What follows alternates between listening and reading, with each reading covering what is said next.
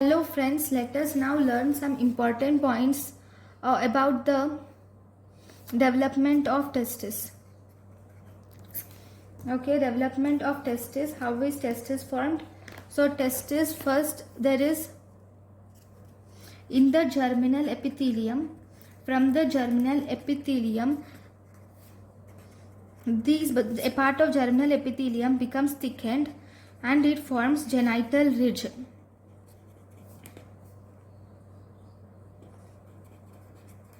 Okay, these cells which are thickened, they will proliferate and result in the formation of solid sex cords. A number of solid sex cords are formed. Okay, these solid sex cords will reach deep into the gonads and they form medullary cords. Okay, these medullary cords are now canalized to form the seminiferous tubules. These are canalized to form the seminiferous tubules. So there is first solid sex cords, they will reach the medullary cords and they will canalize to form the seminiferous tubules. Okay, something like this. And some of these sex cords are not canalized. These sex cords which are not canalized will result in formation of interstitial cells of testes. What are the interstitial cells of testes? They form either the Leydig cells are formed or Sertoli cells are formed. They form either the Leydig cells or Sertoli cells are formed. Now,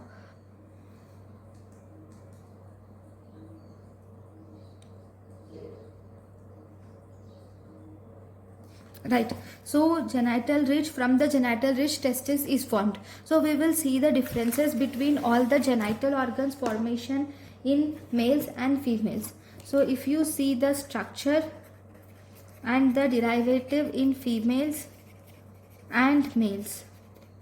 Okay, so if you see this, first we will have genital ridge. Genital ridge forms in ovary, and then genital ridge forms ovary in females and testis in males. Then we have genital swelling. This genital swelling forms labia majora in females and scrotum in males.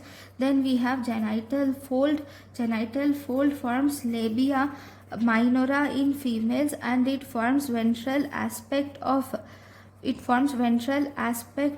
penis in males, or it forms penile, that is it forms penile urethra. Then we have genital tubercle. Genital tubercle will form clitoris in females and it forms glans penis in males. Right? Now,